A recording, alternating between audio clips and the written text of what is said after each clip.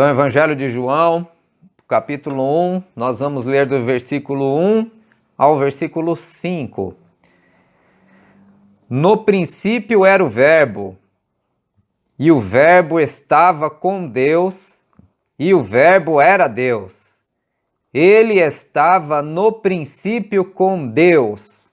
Todas as coisas foram feitas por intermédio dele, e sem ele, nada do que foi feito se fez. A vida estava nele, e a vida era a luz dos homens. A luz resplandece nas trevas, e as trevas não prevaleceram contra ela. Amém. Senhor meu Deus, amado Pai, muito obrigado por esse dia, que o Senhor possa abençoar o pastor essa noite, para que ele possa nos ensinar mais sobre a Tua Palavra, sobre o Senhor, sobre o Seu precioso nome, Senhor Jesus. Muito obrigado por esse dia, muito obrigado, em nome de Jesus, amém. Amém, amém. Então vamos falar um pouquinho a respeito do Evangelho de João. Deixa a sua Bíblia aberta, por favor, aí, para nós estarmos investigando estes versículos aí na presença do Senhor. O Evangelho de João, ele é o mais teológico dos evangelhos. Ele é o mais teológico. Como assim? Ele é o que doutrinariamente mais fala acerca de uma cristologia alta, uma cristologia sofisticada, usa termos que não se encontram nos demais evangelhos, chamados de evangelhos sinóticos. Por exemplo, é o único evangelho que vai usar esse termo: o Verbo estava com Deus e o Verbo era Deus. Ou seja, o Evangelho de João é o que tem a cristologia definitivamente mais elaborada em comparação com os demais evangelhos. Mas não obstante esse evangelho falar a respeito da divindade de Jesus, esse evangelho ele também se aprofunda na encarnação. Esse evangelho deixa muito claro que Jesus também era homem como nós. Neste evangelho Jesus chora, Jesus se cansa, Jesus é chamado de aquele que se encarnou também. Então ele traz uma eclesiologia muito bem elaborada no sentido da verdadeira humanidade e na verdadeira divindade de Jesus. Esse evangelho, por exemplo, ele não tem parábolas, ele não tem nenhuma parábola, você sabia disso? Não tem parábola do filho pródigo, parábola da ovelha perdida, dracma perdida, não tem parábola dos talentos, não tem nenhuma parábola nesse evangelho. Ele é muito diferenciado. E esse evangelho ele só traz 7 milagres feitos por Jesus. E esses milagres, na verdade, são chamados de sinais neste evangelho, e eles servem para apontar algo acerca do caráter de Jesus, algo acerca de quem Jesus é e aquilo que ele veio fazer. Aponta para Jesus, o Messias, o Cristo. Então, os milagres são chamados de sinais. E esse evangelho também ele contém uma grande quantidade de conversas pessoais de Jesus. Jesus com Nicodemo, Jesus com a mulher samaritana, Jesus com pessoas que ele curou. Então ele traz uma longa série de discursos. Há quem diga que esse é um dos evangelhos, talvez o evangelho favorito de Lutero. Eu desconfio que é um dos evangelhos que foi mais comentado e geralmente, os protestantes evangélicos gostam muito deste evangelho, porque desse evangelho dá para você depreender mais claramente a doutrina da salvação pela fé, com base em João 3,16, Porque Deus amou o mundo de tal maneira que deu seu Filho unigênito para que todo aquele que nele crê não pereça, mas tenha a vida eterna. Então é um dos evangelhos assim, provavelmente o evangelho mais querido por aquela parte da cristandade que se identifica com o protestantismo. E O objetivo desse evangelho, ele vem bem delimitado lá em João, capítulo 20, versículo 31, que diz que esses sinais foram relatados para que creiais que Jesus é o Cristo, Filho de Deus. Então tá bem claro ali, olha, o evangelista ele diz assim, olha, aquilo que Cristo fez poderia encher um livro. Aliás, nem todos os livros do mundo caberiam tudo aquilo que Jesus fez, mas esses aqui foram escritos para que creiais que Jesus é o Cristo, o Filho de Deus, o Cristo, o Messias, o Filho de Deus. O autor deste evangelho é identificado com João. João é identificado com o discípulo amado. Entretanto, nós sabemos que em nenhum lugar desse evangelho vem escrito que eu, João, estou escrevendo esse evangelho. Em nenhum momento. Na verdade, não acontece isso com nenhum dos outros evangelhos. Nenhum evangelho traz assinatura. É a tradição, é a história que acredita a autoria deste evangelho ao discípulo João, ao discípulo amado, ao apóstolo João. Então é a tradição que diz que foi João que escreveu, mas não há nada nele que indique que o discípulo amado fosse João. Então hoje há muitas teorias a respeito disso, não vamos aprofundar nesse assunto, nós ficamos com a tradição antiga que acredita a autoria a João, mas existe essa discussão moderna em torno de quem seria o autor deste evangelho. Pois bem, feitas estas considerações, não vou entrar em data, local de escrita, porque isso daí demandaria aí um longo tempo, quero entrar diretamente no texto bíblico agora. Esse trecho que nós lemos do Evangelho de João é chamado também, é como se fosse um prólogo, é como se fosse uma introdução que fizesse com que todo o Evangelho fosse lido à luz dessas declarações que foram aqui feitas.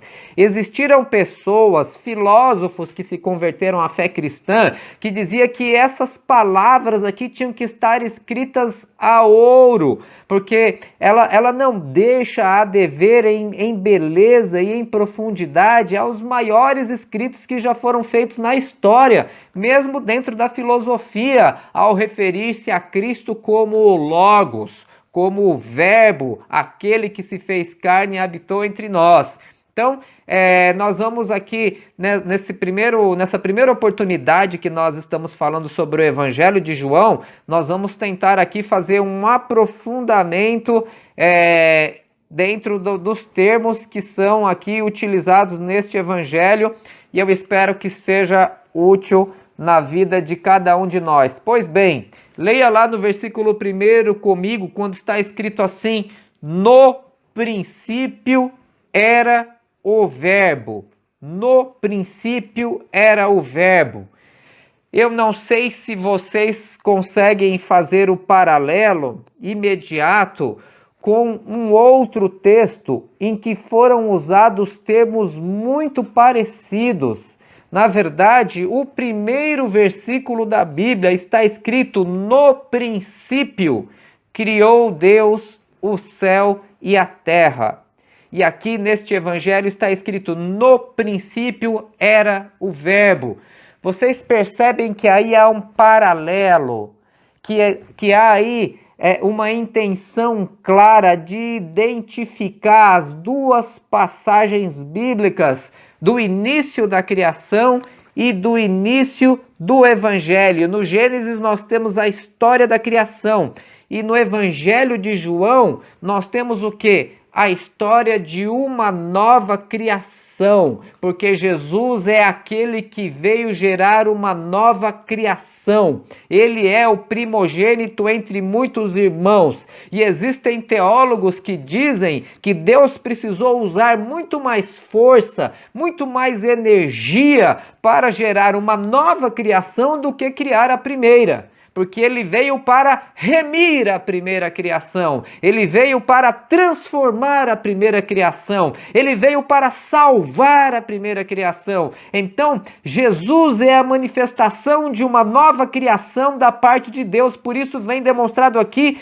no princípio era o Verbo, no princípio ele estava lá, e agora ele vai fazer algo diferente aqui também. Ele vai transformar a realidade do mundo, ele vai mudar a sorte dos homens, ele vai salvar aqueles que estavam perdidos, ele vai trazer luz àqueles que estavam na escuridão.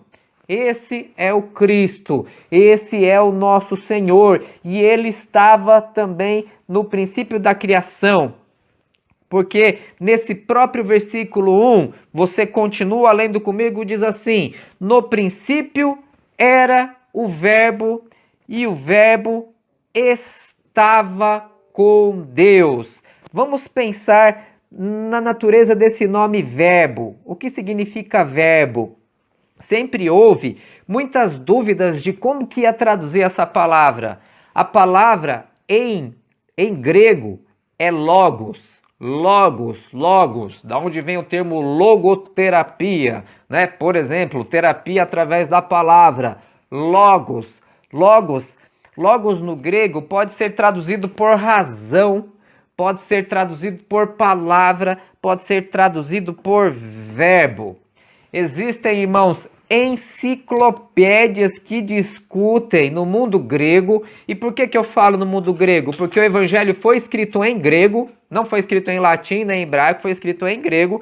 Existem livros e mais livros que discutem o significado do termo logos. Logos, por exemplo, para os gregos era chamado de o princípio da razão. Logos era chamado de a ordem do universo, ou princípio ordenador do universo, porque os gregos entendiam que o universo não é o caos, mas é o que? O logos, a ordem, e Jesus é identificado com esse logos, pelo termo grego. Mas no Antigo Testamento, quando nós pensamos no significado do verbo, nós entendemos que é uma palavra em ação. Uma palavra em ação. O que significa essa palavra em ação? É a palavra que faz tudo aquilo que Deus determinou que fosse feito. Então, por exemplo, lá na criação, no princípio, criou Deus o céu e a terra. E havia trevas sobre a face do abismo. E disse Deus, olha o verbo aqui, disse Deus, haja luz.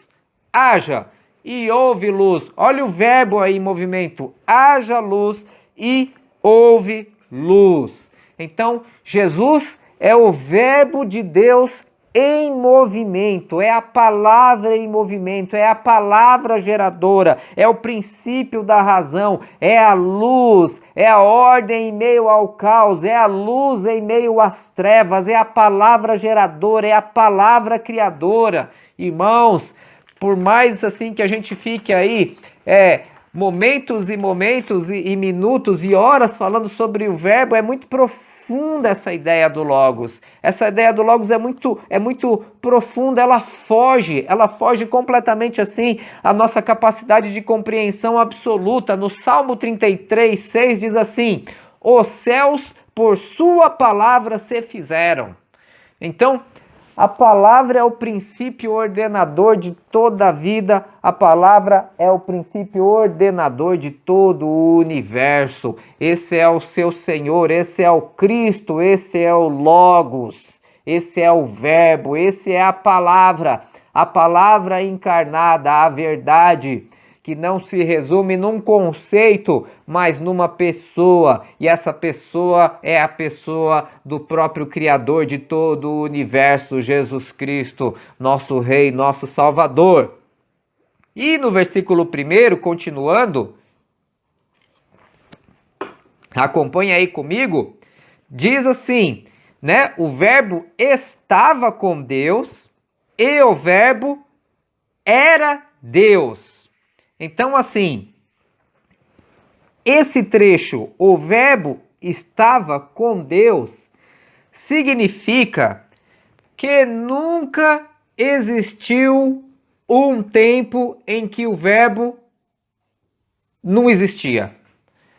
Não, esse significa que esse verbo ele nunca foi gerado no sentido assim, não existe e agora existe. Sim, ele é gerado, ele é o primogênito gerado no seio do Pai desde a eternidade, mas nunca existiu um tempo que Jesus não era. Jesus sempre existiu, porque a natureza da sua filiação, se você disser assim, que Jesus um dia não existiu, isso vai significar que um dia Deus nunca foi, que Deus um dia não foi pai. Isso não é possível, porque, como diz Tiago, em Deus não existe mudança nem sombra de variação. Jesus sempre foi o Filho amado, e Deus sempre foi, Deus Pai sempre foi o Pai amoroso. Então, nunca existiu um tempo em que o verbo não era. Ele sempre foi, porque ele estava no princípio com Deus. A frase em grego é kai hologos in proston theon. Sempre esteve com Deus. Jesus sempre esteve com Deus. O verbo, porque o verbo é de Deus, é intrínseco da natureza do próprio Deus. É um conceito bastante difícil, mas a cristandade, de modo geral, entende isso daqui dessa forma, com exceção de um bispo, de um presbítero chamado Ário, lá no início da Idade Média, e hoje o Testemunha de Jeová e o Mormon. Fora isso, toda a cristandade entende Jesus como sendo da mesma natureza do Pai. Quem vê a mim, viu ao Pai. Né? Quem viu a mim, viu a Deus. Né? Então, assim, nunca existiu um tempo em que o verbo não foi, porque ele estava com Deus. E aí a próxima afirmação é extremamente retumbante, né? Porque diz assim, o verbo era Deus. Então aqui é uma afirmação contundente. O verbo estava com Deus e o verbo era Deus. Lembra quando Jesus diz lá em João 17,5, quando já está próximo à sua crucificação, quando ele já está se preparando, ele diz assim, agora glorifica-me, ó Pai, contigo mesmo, com a glória que eu tive junto a ti antes que houvesse mundo. Antes que houvesse mundo. Então, o verbo sempre esteve com Deus e o verbo era Deus. E aqui já se começa a delinear a doutrina da Trindade já. Aqui nesses primeiros versículos o Espírito Santo ele ainda não é mencionado, vai ser um pouco mais para frente nesse evangelho, mas aqui já vai sendo mencionada a ideia cristã de que nós servimos um único Deus, mas que ele em sua natureza, eles são três pessoas. Aqui no caso, são duas pessoas mencionadas, o Pai e o Filho. Nós não temos dois ou três deuses, nós temos um único Deus. Nós adoramos o Pai, o Filho e o Espírito Santo. E esse prólogo aqui, ele nos dá a dimensão do modo pelo qual todo esse evangelho de João deve ser lido.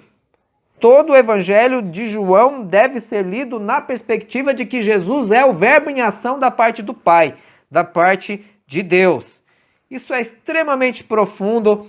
Eu recomendo que os irmãos leiam, se aprofunde nesses versículos aqui, comprem um comentário bíblico, porque isso daqui, meus irmãos, é a grande apoteose da fé cristã, a real natureza de quem é Jesus Cristo, nosso Senhor. Porque Jesus, para nós, ele não é um mestre da moral como é para os espíritas e como para os budistas. Ele não é apenas um profeta como é para o islamismo. Ele não é um falso mestre como foi acusado pelo judaísmo. Ele não é apenas um humanista como é chamado pelos liberais. Não, Jesus Cristo é o Filho de Deus, o Verbo encarnado de Deus. Ele é Deus, ele estava com Deus e ele é um com Deus. É o nosso Rei, o nosso Senhor e o nosso Salvador.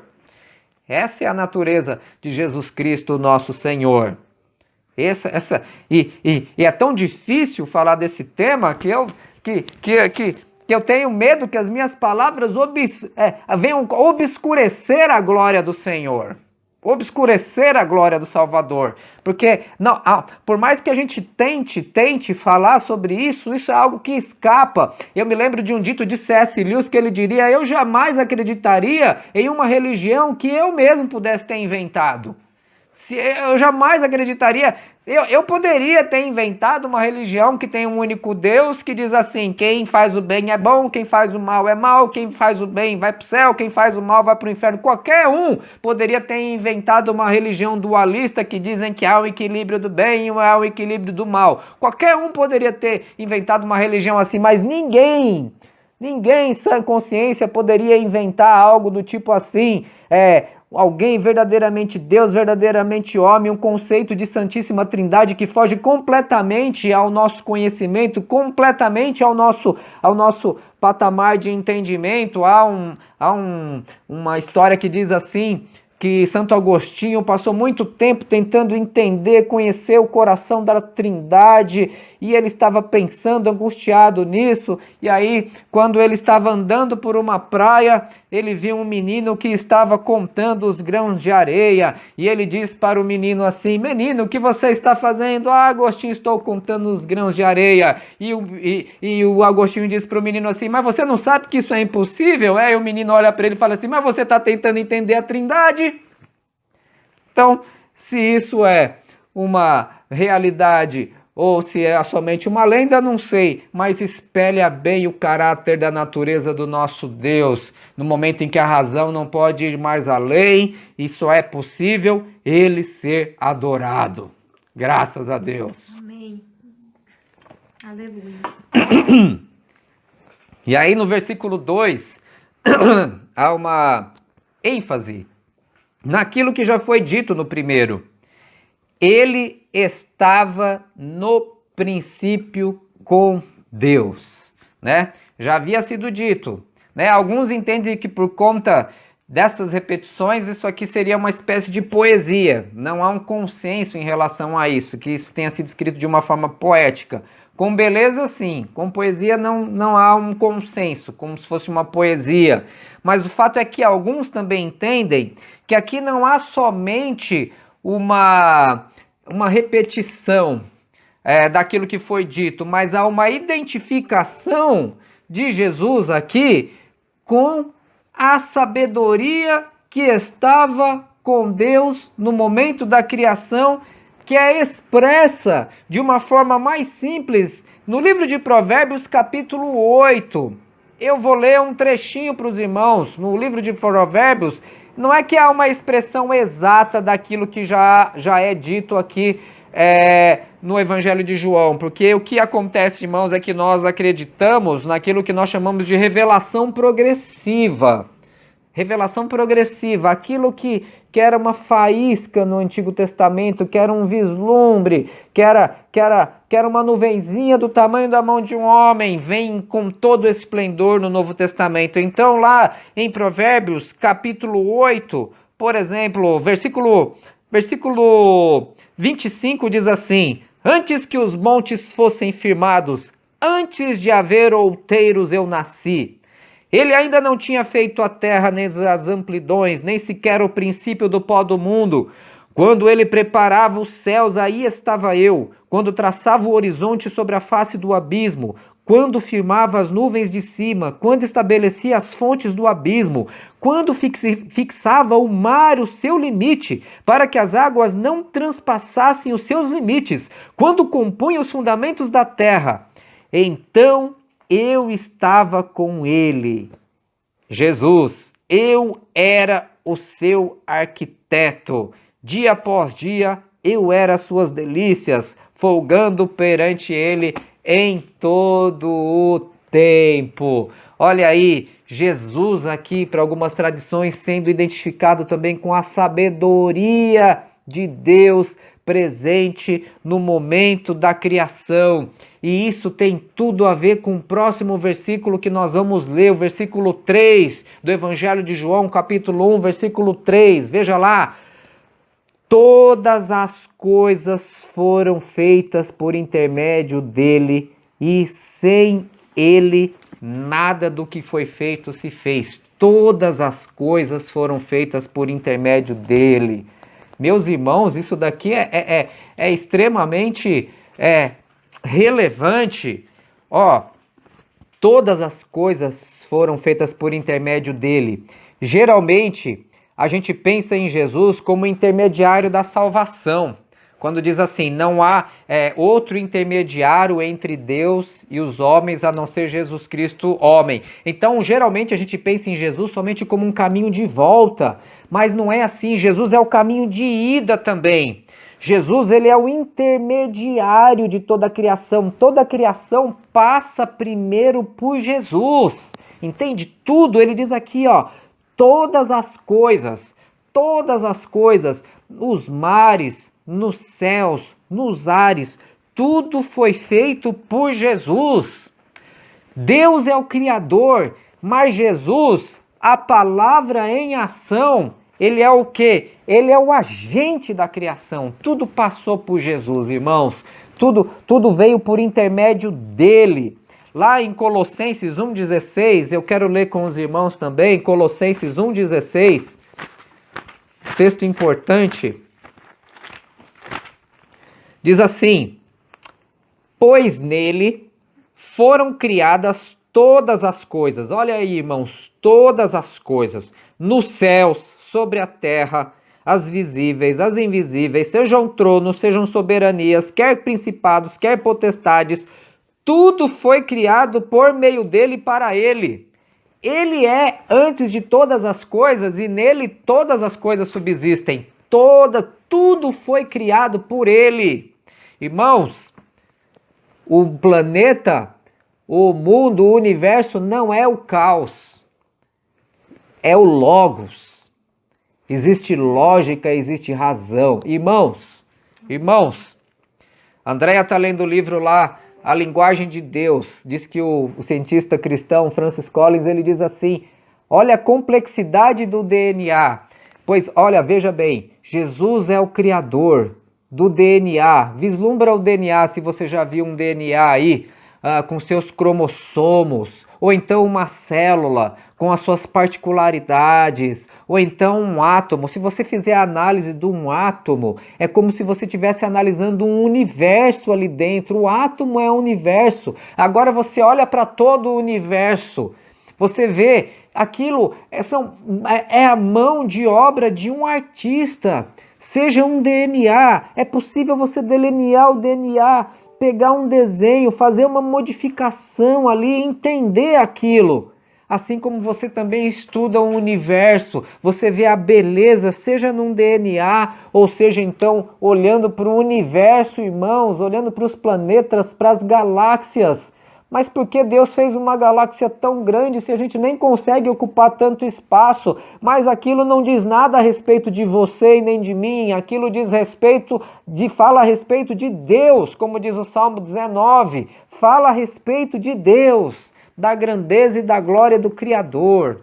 Então Jesus é o intermediário de toda essa criação, e seja das coisas visíveis ou seja das coisas invisíveis. Veja as fórmulas químicas, a fórmula da água, por exemplo, tudo passa por Jesus Cristo, as coisas visíveis e as coisas invisíveis. Hebreus 1:2 diz que o Filho fez todo o universo. Tudo passou por ele, não há nada que ele desconheça. A natureza é a linguagem de Deus. Os antigos teólogos, seja Calvino, seja Lutero, seja Tomás de Aquino, eles diziam que Deus tem 2 livros. O primeiro livro é esse aqui, um livro. O outro livro é a própria natureza. Por isso que ela pode ser identificada através de linguagem, uma linguagem matemática, por exemplo. Porque não é o caos, é a ordem. Haja luz e houve luz.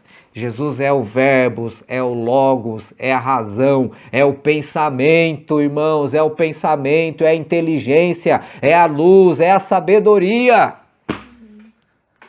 Não vivemos, não é uma coisa assim descabeçada, uma coisa... Não, é o logos, é a tradução da palavra grega para razão. Para razão. Esse é o nosso Jesus. Por que é possível estudar a natureza? Por que é possível estudar o seu corpo, o seu coração, a sua mente? Por que é possível aprender? Porque há um logos aí, há uma razão, há uma sabedoria. Há um mecanismo que se repete. Há uma imagem do Criador aí, meus irmãos. Então para nós, deveria ser tão empolgante estudar a Bíblia quanto estudar a natureza. A natureza, irmãos, a natureza é uma arquitetura da parte de Deus. A natureza, ela é artística, ela é maravilhosa, ela se retroalimenta, ela está interconectada. Ele é um artista. E o único problema, assim, é que a sua imagem e semelhança, né? Deus fez um jardim e colocou sua imagem e semelhança lá, que somos nós. E infelizmente nós, enquanto gênero humano, estamos estragando a obra desse artista. Porque só existe falar isso daqui, num momento como esse, eu sei que é difícil, mas entenda isso de uma forma conceitual e muito prática também. A única espécie nesse planeta que não faria falta para este planeta, pelo contrário, faria muito bem para esse planeta, caso deixasse de existir, é a espécie humana. É a espécie humana. Porque é inacreditável o mal que nós fazemos para a biosfera, para o ecossistema, para o planeta em si. E vislumbrar isso para mim, a confirmação cabal que nós, seres humanos, vivemos realmente num estado de queda e precisamos de redenção. Por isso que lá na Epístola aos Romanos diz que a natureza geme dores de parto até agora e aguarda com expectativa a redenção dos filhos de Deus. É isso, meus irmãos. Ele é o intermediador. Jesus te criou. Jesus viu a sua massa ainda informe no ventre da sua mãe. Como diz o Salmo lá, ele é o Criador de todas as coisas. Deus, ele sopra o Espírito e ele renova a face da terra. A criação não foi só um ato no passado, lá no Gênesis e acabou. Deus, não, a criação ela é constante, Cristo, Deus, ele se relaciona com a sua criação, ele é o Deus que intervém, ele sopra o Espírito e renova a face da terra, ele dá sabedoria, é dele que vem toda a sabedoria e toda a ciência, não somente para os de dentro, mas para toda a humanidade. Esse é o Verbo, esse é o Cristo, este é o Senhor, ele é o Salvador. E lá no versículo 4 diz assim: a vida estava nele, e a vida era a luz dos homens. A vida estava nele. O que quer dizer a vida estava nele? O que quer dizer esse trecho? Significa que ele é o depositário de toda a vida. Ele é o fundamento da vida. Ele é a base da existência do ser. Ele é muito mais do que aquilo que a gente pode nomear, porque a nossa vida, ela é derivada de alguma coisa. Você é derivado do seu pai e da sua mãe. E para você continuar vivo, você tem que comer muita banana, muito arroz, muito feijão, muita carne, sei lá, comer bolacha, enfim, você precisa comer, porque a sua vida é derivada de outra vida. Mas Jesus não precisa disso, porque ele tem a vida em si próprio. Porque ele é o doador de toda a vida. Para você ter a dimensão de quem é esse Cristo, este Senhor do qual nós adoramos. Nele está a vida, ele é o dono de toda a vida, de toda a energia, ele que diz haja luz e houve luz. Ele é a fonte de tudo, meus irmãos.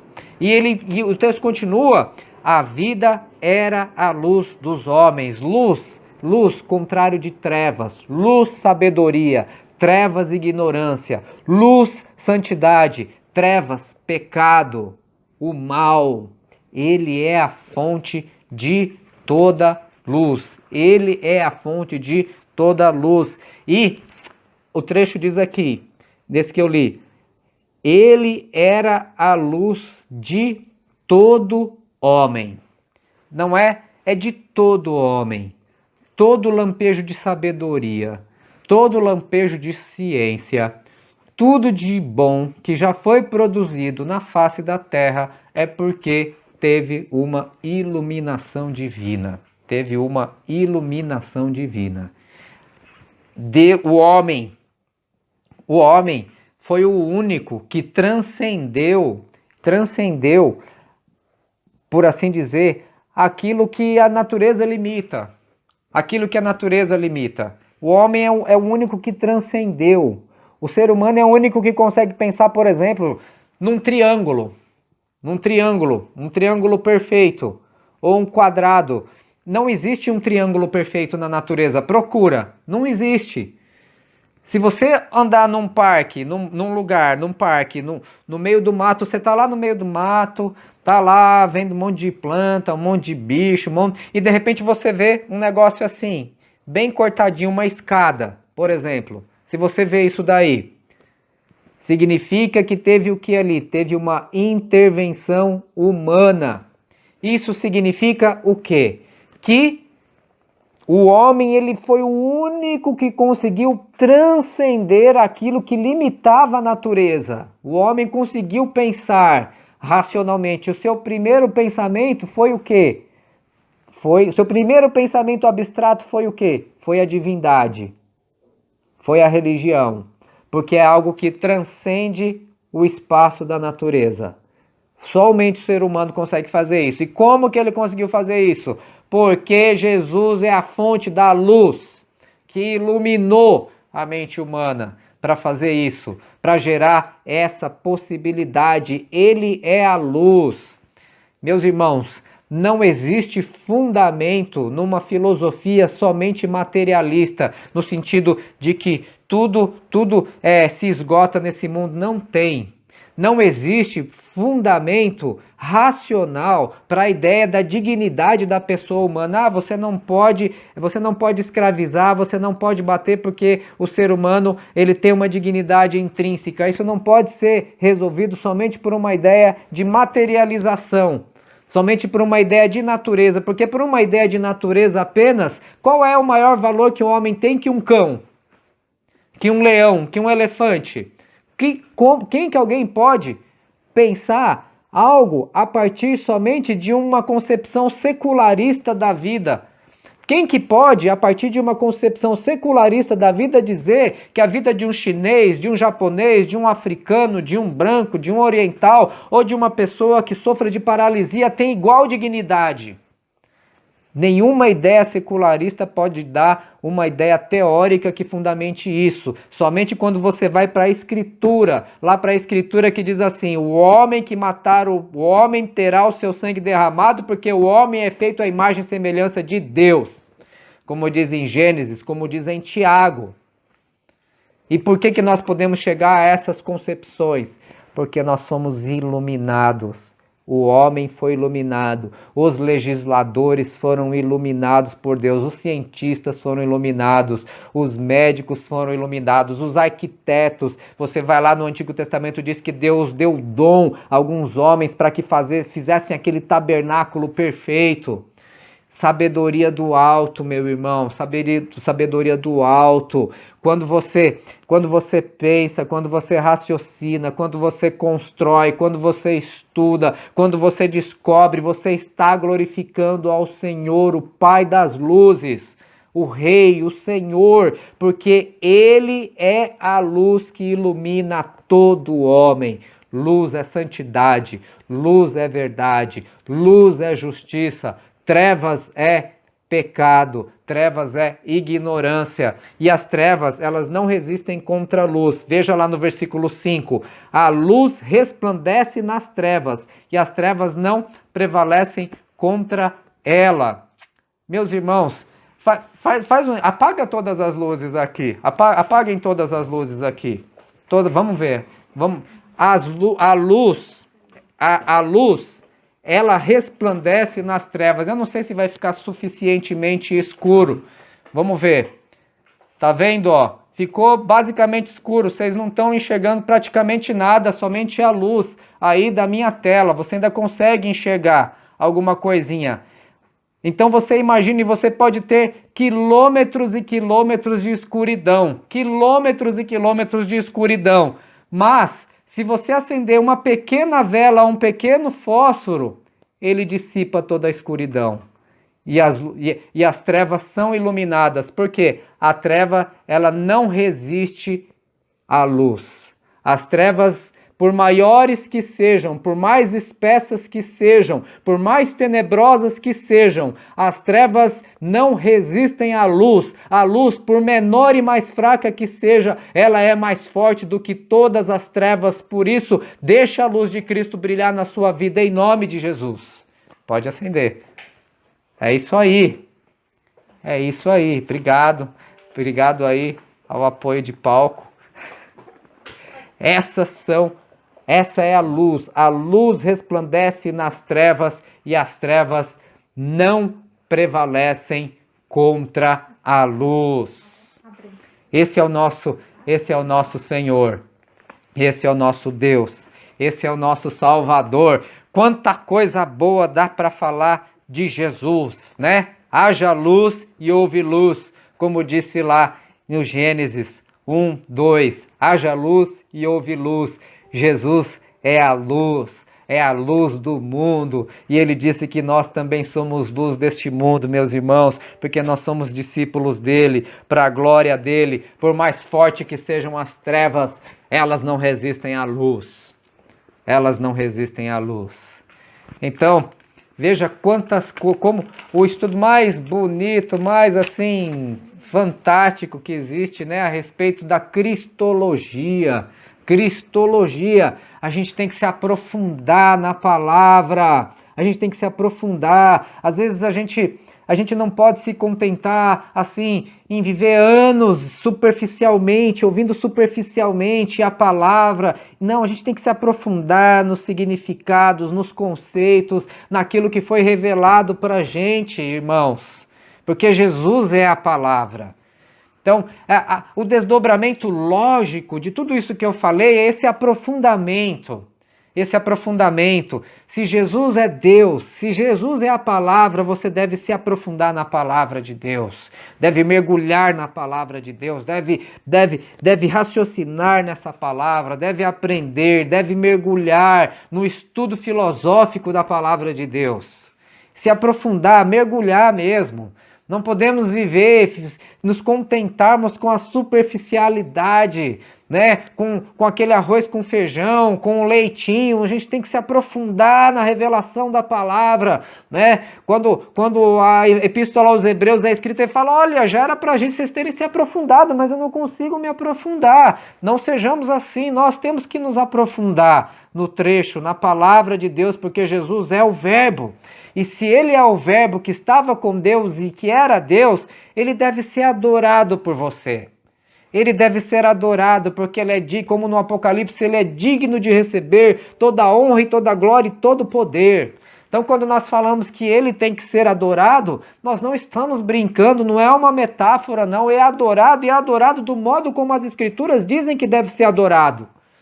Porque quando João, no Apocalipse, ele encontra com Cristo, ele se joga ao chão, ele se joga, ele tem temor, Jesus é o Pantocrator, ele é o Criador do universo, ele é o Senhor. Não é um baile, não é uma discoteca, é temor e tremor na presença do Senhor, o Salvador, o Cristo, que tem olhos de fogo, pés de bronze, cabelos como de lã, que se revela de uma forma tão maravilhosa e estupenda. É maravilhoso, meus irmãos. Às vezes a gente perde a dimensão da adoração daquele que é, que era e que há de vir. Que é Jesus Cristo, o Senhor, é adorado com reverência. A salvação é para ser desenvolvida com temor e tremor. Que a igreja agora é discoteca? Agora é o quê? É como se fosse música para o namoradinho. Não, ele é o rei, ele é o Senhor absoluto, aquele que com o sopro da sua boca criou todas as coisas e esmaga Satanás e levou sobre si os pecados de toda a humanidade, destruiu o poder das trevas. É o Cristo. É o Senhor, uma dimensão absoluta de santidade, de luz e de poder e de amor, do qual nós perdemos completamente. Parece que às vezes a igreja perdeu completamente toda a dimensão daquele que Jesus é. Daquele que Jesus é, que com a ponta da sua unha pode esmagar o planeta. Aquele que Jonathan Edwards disse lá no sermão Pecadores nas Mãos de um Deus Irado, que sustenta a humanidade como que se fosse por um fino fio de seda que a qualquer momento pode romper e cair em trevas de eternidade. É o Cristo. É o Cristo. Esse é o Cristo lá do Apocalipse. O Senhor, o Rei, o Salvador. Na presença de um desembargador, de um juiz, de um rei humano, quanto temor, quanta reverência. E esse é o Cristo, o Verbo de Deus encarnado que precisa ser adorado. Adorado. E quando se adora um Deus assim, um rei assim, nossa vida ela é transformada por essa adoração. Porque nós recebemos essa luz, porque Ele é a luz dos homens. Quando ele é honrado dessa forma, nós somos transformados, porque nós temos uma real dimensão do temor e do tremor, que significa ser cristão e receber o Espírito Santo de Deus habitando em nós e agindo por meio de nós. A real dimensão do que é isso, quando nós temos a dimensão real da verdadeira adoração e vislumbramos o Verbo encarnado de Cristo, todas as nossas questões, as nossas questículas, elas caem por terra, irmãos. Elas caem por terra, porque o Senhor passa a ser honrado por nós e nós somos transformados, e a salvação tem que ser desenvolvida com temor e tremor, não é de qualquer jeito não. O apóstolo Pedro ele diz assim: se o justo dificilmente se salva, tem traduções que dizem assim, se o justo se salva por um fio, quanto mais o ímpio e o pecador. Quanto mais, o nosso maior temor na terra, o nosso maior tremor é deveria ser ofender a santidade de um Deus tão puro e tão misericordioso, Jesus, se Ele é o Verbo encarnado de Deus, se Ele é o Filho de Deus, se Ele é o doador da luz, se Ele é o Verbo em movimento, se Ele é o Logos, Ele tem que ser obedecido. Porque Jesus diz, por que me chamais de Senhor e não fazeis o que eu vos mando? Jesus tem que ser obedecido. Aquele que tem, ele vai dizer mais para frente nesse evangelho, aquele que tem os meus mandamentos e os guarda, este será amado por meu Pai, e eu e o meu Pai viremos a ele, nele faremos morada. E aí você se torna o quê? Casa de Deus. Você se torna o quê? Carregador de Deus. Você se torna o quê? Expressão da vida de Deus no lugar aonde você está. Você se torna o quê? Aquele de quem flui rios de água viva porque você crê, porque você acredita, porque você se deixou tocar e abranger pela glória de Deus, e o Espírito Santo de Deus, assim como pousou e repousou sobre Cristo, repousa sobre a sua vida também. Esse é o nosso Deus, esse é o nosso Senhor, esse é o nosso Salvador. Se Jesus é o Verbo de Deus, se Jesus é o Filho de Deus, se Jesus é a luz dos homens, Jesus deve ser o alvo da sua vida, porque o apóstolo Paulo disse, para mim o viver é Cristo e o morrer é lucro. O alvo, quando ele escreve lá nos Filipenses, não que eu julgo que eu já tenha alcançado nada disso, mas uma coisa eu faço, esquecendo das coisas que para trás ficam, sigo adiante para o prêmio da soberana vocação em Cristo Jesus, que me amou e que me salvou e que deu a sua vida por mim. Esse é o alvo, Jesus é o alvo, porque veja bem, meus irmãos, veja bem, se Jesus ele é o intermediador da criação, tudo passou por ele. E se tudo vai voltar para Ele, tudo que você fizer fora de Cristo é perda de tempo. Perda de tempo. Tudo que nós fizermos será relegado à inexistência. Por isso que todo o nosso alvo, toda a nossa vida deve estar em Cristo, fazendo tudo para a glória dele, porque ele é aquele que é digno de ser adorado e a sua natureza é amor. Por isso que os apóstolos dizem que todas as nossas obras têm que ser feitas em amor, porque quem ama viu a Deus, quem ama é nascido de Deus. Como diz lá o apóstolo João, e tudo que for feito fora de amor é feito fora de Deus, e tudo que é feito fora de Deus vai ser queimado como a palha e jogado fora. Porque Deus é amor, nossas obras têm que ser feitas em amor. E esse Cristo, ele tem que ser anunciado, porque o apóstolo Pedro ele diz assim, que nós somos uma geração eleita, nação santa, fomos comprados pelo sangue do Cordeiro, para que nós anunciássemos a virtude daquele que nos chamou das trevas para a sua maravilhosa luz. Anunciar as virtudes. Nós não fomos chamados para ficar batendo em cachorro morto, não. Nós não fomos chamados aí para ficar destruindo identidade alheia, não. Nós fomos chamados para anunciar a virtude de Jesus, a beleza de Jesus, a santidade de Cristo, o poder de Cristo, o amor de Cristo. E quando nós fazemos isso, as trevas não resistem. Agora, se a gente fica focando nas trevas e não anuncia o Cristo, dá poder para as trevas. Nós temos que anunciar a beleza e a santidade do nosso Senhor e do nosso Salvador. Eis a nossa missão, irmãos. Se Ele é o Verbo de Deus, se Ele é o Cristo encarnado, se Ele é o nosso Senhor, se Ele é o nosso Salvador, a nossa vida tem que estar focada nele. Ele é o nosso alvo, nós temos que viver para Ele, nós temos que anunciar Ele, nós temos que honrar Ele. A nossa vida aqui é curta, é um sopro, meus irmãos, é um nada, é um sereno, é um vento, é nada. Então, a única forma de permanecermos para a eternidade é nos apegando àquilo que é eterno. Irmãos, você deve fazer isso, sua família deve fazer isso. Se sua família não faz isso, você faz. Se alguém que você conhece não está perdendo tempo fora disso, você continua, você permanece, você segue, você caminha e todas as coisas vos serão acrescentadas. Aleluia. Como diz o Evangelho do nosso Senhor. Esse é o nosso Cristo, esse é o nosso Rei, esse é o nosso Salvador, Ele é o sentido da nossa vida, Ele é a base da nossa existência, Ele é tudo, cada célula, cada batida do coração, tudo, Ele conhece tudo, Ele vê tudo, Ele está em tudo, Ele é o nosso Rei, Ele é o nosso Senhor. O apóstolo Paulo diz, sublimidade do conhecimento da sabedoria, eu não posso conceber também que eu sou muito menos sábio do que o apóstolo Paulo, mas que Cristo seja tudo na sua vida, meu irmão.